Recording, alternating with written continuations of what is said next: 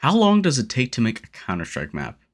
Well, apparently 3 days. I made a level for Counter-Strike Source from scratch, creating, detailing, and optimizing a map over the course of 72 hours. And so you may be wondering, what for? Well, it all started when I was first invited to join the competition by the Kuru mapmaking community. They're a community that I've known for quite some time who are specialized in primarily working in Source 1, so a lot of their work is based around working in Team Fortress 2, Counter-Strike Global Offensive previously, and for the sake of this video, Counter-Strike Source. The contest would start on Friday at 9 AM and would conclude at the following Monday, and whoever won the contest would win $100. Now, it's not like I've never used the program before. I've been mapping for Source Engine games since 2016 and only recently picked up Source 2 Hammer with the release of Counter-Strike 2. But it's not the smoothest transition to relearn the workflow of old Hammer compared to what you can accomplish in Source 2's version. With this in mind, I spent an extra day before the competition to relearn Hammer, and it definitely took some time to adjust to the clunkiness of everything. Coming into the project, I had a few goals in mind with the gameplay of the map, and I'd say that by laying the groundwork for its foundation, my clear plan allowed for a smooth development process and allowed me to come up with a layout really quickly. My map needed to have the following. The layout should be competitively viable, but should have a few gimmicks that are less than conventional, and it should also include physics props that you could also move around. Now, the thing for Counter-Strike is that there are many map types that are often defined by the version of the game that it was made in. So for instance, a lot of the silly maps from early CS like Crack House and Mansion are by all means very uncompetitive, whereas many maps introduced in operations from CSGO are often kind of big and sprawling, but kind of fine-tuned to still be competitively viable.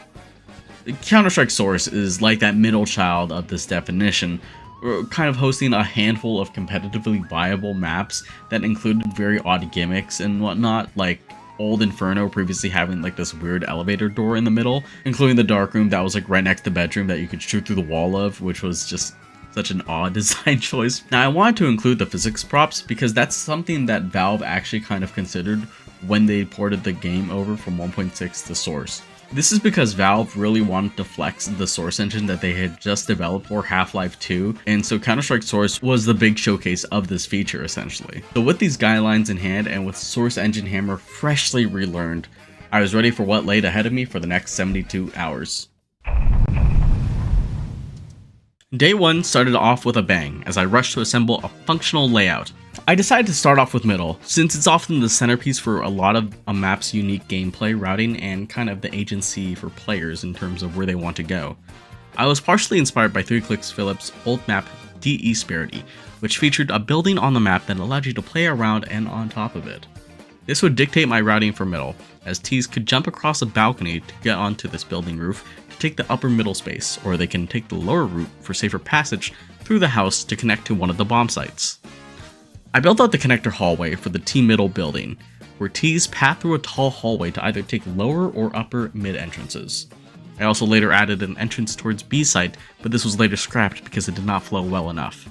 Once I built the house connector, I quickly started on what became B site, as I wanted a crucial section of the map to feature a surrounding balcony above the gameplay space where players could enter the bomb site from above, with a staircase next to the site being the main connector between the two floors. I primarily wanted Ts to have this long route through a building as the main contact point for them to take the balcony, akin to Mirage Apartments. This route would prevent the balcony from being too overpowered as it was a mainly accessible route by the Ts to access the bomb site. I also included an entrance to the balcony via a small overhanging roof that players can get to by jumping on some boxes, which provided a quick but risky path that Ts could take to reach the balcony, while also serving as a sniping position for CTs who take the challenge on B main. Now, I wanted the connector to B site to funnel out towards the front part of the T main's path, a narrow corridor that players could tuck into angles to contest the space. You may think that I can't really get away with including such a claustrophobic space into a Counter-Strike map, but in CS Source, there were no incendiary grenades or Molotovs available to any of the CTs or T players. These fire grenades have dictated so much about how current maps in CSGO and CS2 play that it's hard to remember competitive gameplay without them. I pat the connector position with the intention of being something that CTs don't have to worry about contesting, putting more focus towards holding the bomb site and giving Ts safe space to easily rotate to and from middle, All that was left for B site was the route that T's took to get there. I decided to keep it simple and make it a straight path from spawn that allowed players to have a direct line of sight from the bomb site. This also allowed players to have easy post-plant positions from main to offset the other crucial space that could be easily retaken by CTs on the map. When it came to designing A site, I initially wanted to go for a bomb site similar to A site on Dust 2, a design that I often gravitate to in some of my maps and makes me somewhat reminiscent of Source style maps. Having a catwalk that overlooked the main route and bomb site was also another design choice that could have been challenging to include in the map.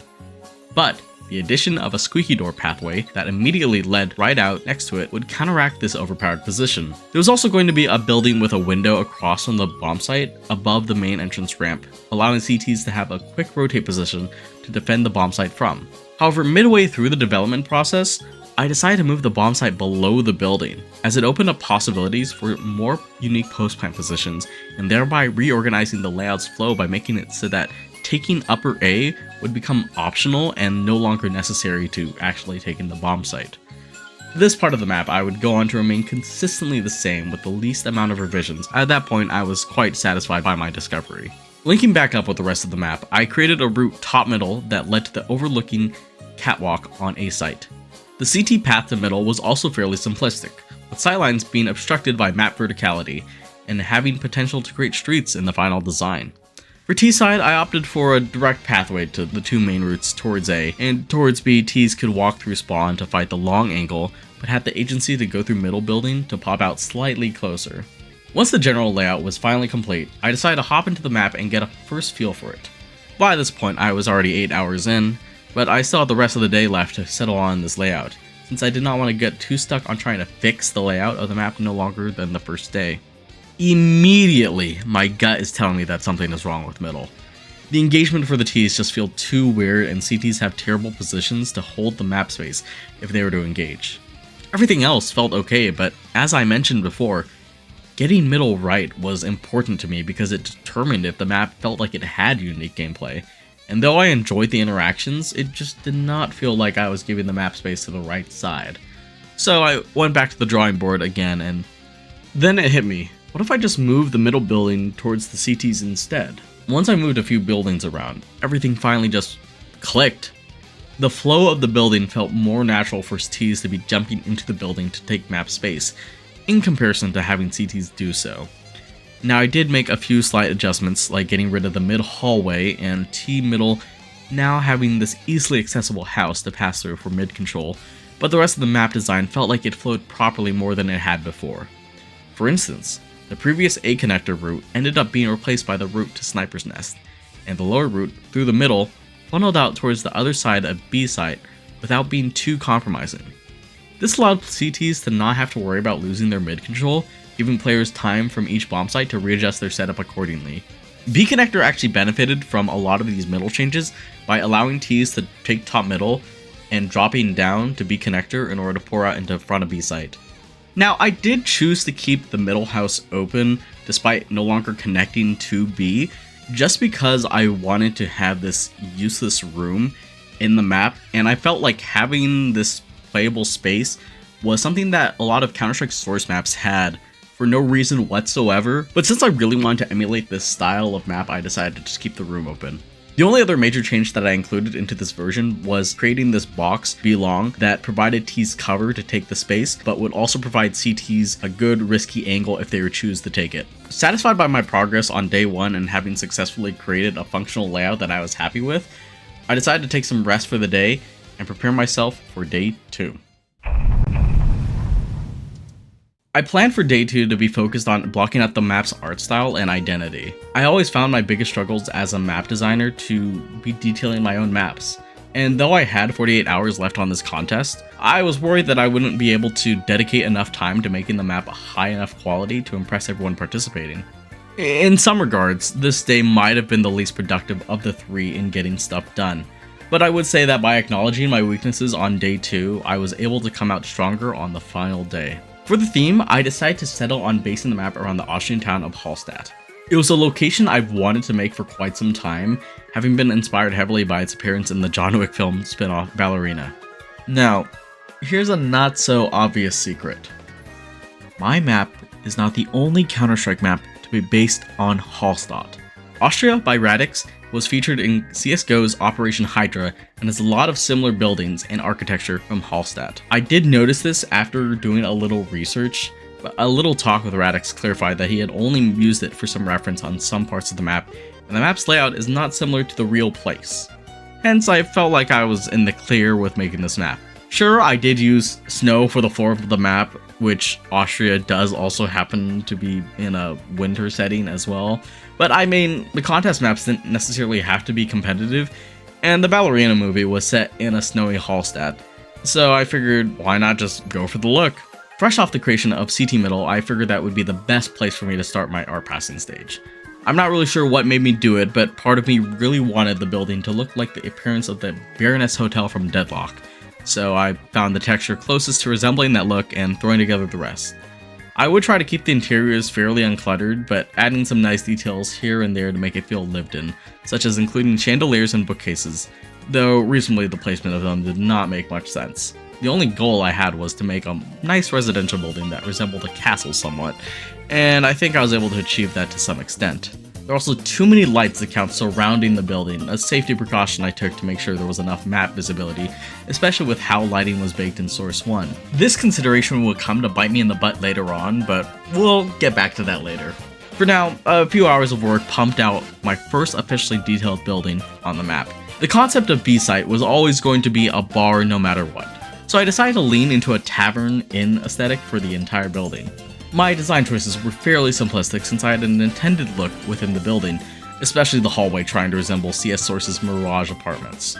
To fit the new Artpass that I came up for B, I had to change the balcony that led to the top of Upper B because I felt like it didn't really make much sense with the practical architecture of the map.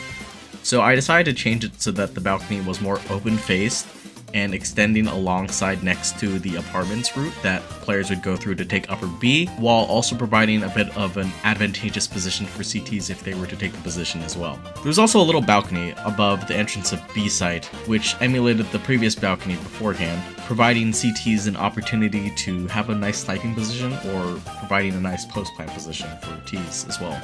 Now, above the staircase, there's a door that leads to nowhere there. Something that my good game dev friend Saxy suggested to add into the map. This shit is the funniest, like, archetype of random bullshit in buildings. I love this shit in buildings. Not only did I like the idea of this nonsensical map detail, but also because it's something that is actually apparent in multiple Valve official maps, where doors and windows aren't consistent with their placements in interiors and exteriors. Final touches included adding more furniture to the non-playable parts of the site, since I wanted to incorporate more physical props that could be destroyed in the gunfights, but would not impede on the gameplay. With the completion of B-Site, I was left with 36 more hours left, meaning I was already 50% of the way through. And with the current rate of what I would need to work on, I needed to ideate faster. With the remaining time I had for the day, shaping out the most important buildings helped me keep a clear conscience of what I wanted each part of the map and what it would become within the context of the theme. For instance, I very easily settled on the idea of the CT window building on A site becoming a church, a centerpiece within Hallstatt, and would thus grab players' attention for where to head within the map. I opted to open the left side of the map up to make it the neighboring lake, a design choice done for immersion, but also a quick solution to avoid R-passing a good chunk of the map. To complement its surroundings, I turned A main into a boathouse. Another focal part I blocked out was the T middle building. I could have made a much more streamlined entrance into the house instead of the 4 wide windows that are in the final version of the map, but I thought the inclusion of office windows was much needed for the map to further push the Source engine feel. With me nearly having 24 hours left to work on the map and having stayed up super late, I decided to just rest up and prepare myself for the crunch time that laid ahead of me for the next day. The crunch time is a period in game development where developers are often using the final moments of their time to finalize, polish, and make sure that their game is ready to produce, and in the context of level design, this is no exception. Now, I originally planned for this time to be preserved specifically so that I could perform optimization and other minor detailing, but because I was unable to meet my own expectations of what I would accomplish on day 2, things changed. And so therefore I had to focus up on producing the rest of the blockout and making sure I can get the map ready just in time. However, I tend to work well under pressure with time constraints, so even though I was worried about the state of the map, I was confident that I would be able to get the job done. I primarily focused on shaping out the remaining parts of the blockout that I had not completed the previous day. For the buildings by CT Spawn, I took inspiration from some of the nearby areas of the real-life church. Thankfully, the general architecture within Hallstatt is very big and tall, so a few buildings often do a good enough trick of compensating for the lack of time I had to detail further. If I were to go back and redo the project, I would spend more time detailing the unplayable parts of the map, as Hallstatt is littered with these residential buildings for being in a small town. I used the real-life inspiration for justifying the houses in middle, but I also used it to justify the buildings towards B main as well, with those being the least detailed and last focused buildings in the mapmaking process. By the end of the blockout, I was tired of detailing that I slapped some roofs and windows and called it a day, especially since they were outer non-playable buildings. And that's another interesting thing to note. The fact that a lot of people tend to not notice details of map surroundings that are outside of the player space, but are more attentive to the buildings that are actually in the played around area. After finishing the last parts of the blockout, I started on texturing and detailing the buildings I had made. This included making sure to align textures accordingly to get specific looks and making slight modifications to the initial blockouts to achieve more effective results. Now, one thing you'll notice is the effort I go through to group up each building and or group of assets, and the reason is because of my frustration with Source 1's handling of prefabs and instances. They're a practice that I haven't really utilized during my time in Source 1, but I got acclimated to it in Source 2, and so trying to use them in the same way in this older engine and not getting the same results made me frustrated, and I completely avoided using any in my development process. The closest solution I came up with was simply grouping up all the assets of the building, hiding everything to accept the selection from the view, and ungrouping the project and working from there. Once done, I would make sure to group up the assets of the building before unhiding everything. Now, for the most part, this worked, but for the few times I accidentally would forget to do it, my god, it would be such a pain to group it all back together. Now, optimization was not really a consideration to the guidelines of the competition, but I did want the performance of the map to be suitable for all players. This process isn't really difficult, it's more about the tricks you use to reducing map portals, areas that are calculated based on line of sight, and reducing the amount of vertices. This often led to me turning things like building roofs and staircases into funk details and making sure to close off any leaks created from that process. For props, you also have to be cautious about self-shadowing, and removing vertex shadowing can help optimize your map further. Now, I've spent a lot of time discussing the process of me making the map, but I haven't really talked much about the time that I spent not working on the map. Going into this one, I had to make sure that I was fully focused and not really giving myself any distractions whatsoever. However, it can be really draining to work on a map for 3 whole days, and so in order for me to get like an offset of that, I actually went out. I was able to touch grass. I had a few family plans, which was really nice for me to kind of be able to take a break for just like 1 to 2 hours or so. And I mean, this helped my mental so much to the point where I even went out on the 3rd day as the hours were counting down. I went out for dinner just to be able to get the opportunity to just take a break from working on this map for so long. And because of that, it really helped me stay focused on working on the contest while also not feeling completely bogged down just because I was working on the map 24/7 essentially. As I was headed towards the last hour or 2 of my work, I added a few additional things for my submission to make the map hit a home run. The cherry on top was the inclusion of the funk precipitation trigger I had across the map, which would make the map feel like it was snowing. This is an old feature that was available in Source 1 Hammer, but no longer available in Source 2. I was, however, a little lazy with its implementation, so the map caused snowfall inside of buildings despite being the last place where it should be.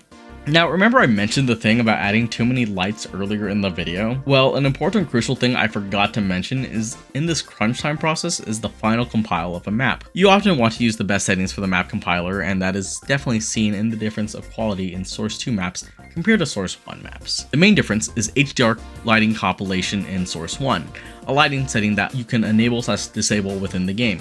The annoying part about this though is that lights come out super overbaked in HDR, something that I had run into in my past of making Gmod map edits. And so compiling my map for the final time, the issue struck me. Some of the lights I'd used were simply just too blinding in their proximity, and though it made for easy visual clarity, this was especially rough on the eyes in certain areas like looking deep into A main, out into the water, and into the endless skybox. I considered trying to reduce my lighting across the map or to compile normally as I had for the previous versions, but reflecting on the time left for the competition and the energy left within me, I opted otherwise. Now, if you've noticed, I haven't actually revealed the name of the map yet, and that's because I wanted to save it all the way till the end of the video, which is about now at this point. So you may be wondering, what exactly did I choose to name my map? When people choose names for their maps, they usually like to tie it into the location or the playstyle of the map, or it could just be anything of significance. And so for this map that I was making for the competition, I decided to name it after a song that really struck a chord with me. I love listening to Billy Joel, and one of his songs from the 52nd Street album, Stiletto, just mesmerizes me. I love the beat, I love the lyrics, it's just good. I like it so much to the point where I just decided, hey, why don't I just name my map off of this? Even though it doesn't really have much of a tie-in with the actual setting or playstyle of the map, to me, this map that I made was Stiletto essentially, and so Stiletto it became. By this point, it was already 6 AM, meaning I had 3 hours left before the deadline to submit my map work essentially. I was already satisfied with what I had done outside of the few things I could have probably fixed here and there, but for the most part, I was pretty happy, and so I simply just compressed my map file, sent it over to the Kuru Discord server, and decided to take the most enjoyable sleep of my past 3 days. When I woke up, I had actually learned that they extended the submission period, but as I had said before, I was already burnt out working on the map, so I decided to enjoy my time off by playing some games and also uploading the map to the Game Banana because Counter-Strike source maps are not available on the Steam Workshop. I just waited until the playtesting time came along. By the time we hopped on, there were 6 maps that were officially submitted to the competition. My map ended up being the second one that was played by everyone participating. Here are a few of the highlights that occurred during the playtesting of my map. I'm so excited to see this. You know, Hallstatt is a really good location. That's a Fun fact, it was a CSGO map in Hallstatt. Dude, he's a great mapper. It's a really nice looking map. This looks like it's the most complete map. Holy cannoli, dude. This what? is, did you sleep? Yeah, I did sleep. Not a lot per se, but like enough though. Dude. What? Oh, dude. I love the church. Oh my gosh. For 72 hours, this progress is nuts. This is yeah, insane. It's crazy. Damn. This is like the most impressive entry. So, Yeah, dude. When I loaded this up and looked at it, I was like, holy crap. Dude, the vibe of this, it literally feels like a map that you find from this era. The layout does. That's what I was trying to go for, honestly. This is like, I mean, I'm seriously impressed at how efficient the mapping must be. Yeah, it's crazy. Like the displacements and stuff. Yeah. Like everything from like where the bomb is to like the players, your teammates. Yeah.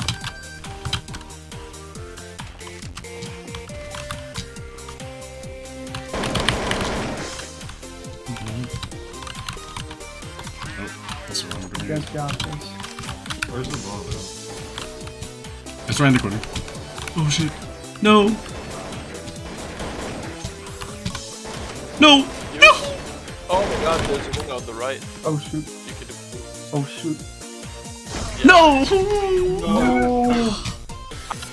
That's the fact. Everywhere you look, everywhere you look. Oh, flashbangs on A. Yeah, a lot of stuff.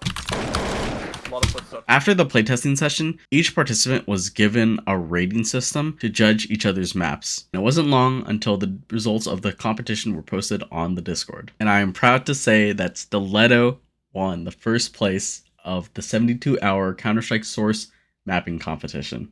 Winning this contest meant a lot to me. It was a testament to myself that I could actually finish the projects that I was actually coordinating and putting together myself, could overcome my previous problems, and that I have grown as a map maker because of that.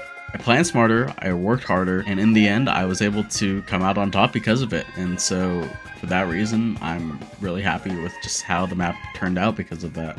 After the contest, I decided to patch up a few of the problems that were already on the map as I had previously stated before, such as the lighting, the optimization, and adding a few additional decals as well, which I was pretty happy about, including a tribute to Kuru as well. But it was just supposed to be a nice little bow wrap at the end, just to kind of tie up everything nicely and to send the map off on its final version, basically. After I had finished updating the Counter-Strike source version, I decided to port the map to Source 2, and so after working on it for about like less than a month or so, you can now officially play Stiletto on the Steam Workshop for Counter-Strike 2, which will be in the description below. I plan to also work on an official version of the map that's not just like a one-to-one port, and will actually utilize Source 2's many features that I'm much more accommodable to, but that's probably going to take some time. But for now, if you'd like, you can check out the map below, and I'm pretty happy with kind of how it turned out for the most part, albeit a few things here and there that I could have definitely touched up on, but it is what it is. Anyways, guys, thank you so much for staying till the end of the video. I hope that this video was very informative in terms of my entire map making process over the 72 hours of this competition, as well as hopefully inspiring you to even try out map making yourself as well. I'd also like to thank the folks at Kuru for hosting together this competition. It was really fun to participate in it, and it was awesome to see everyone's projects. And also just really goes to show how impressive the map making community is, just to be able to make these maps within the course of 3 days as well. If you'd like to support more of my content, please subscribe, like, and comment. And feel free to check out my Twitter/X account as well as my Twitch.tv account. But thank you guys so much for watching the video. I'm AlpherOwl, and I hope you guys have a good one. Take care.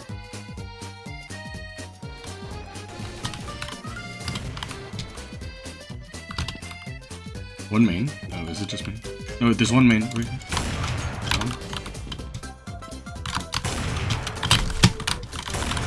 Reload. Oh my goodness. CT, I think that's CT. Got him. Dude. Crazy.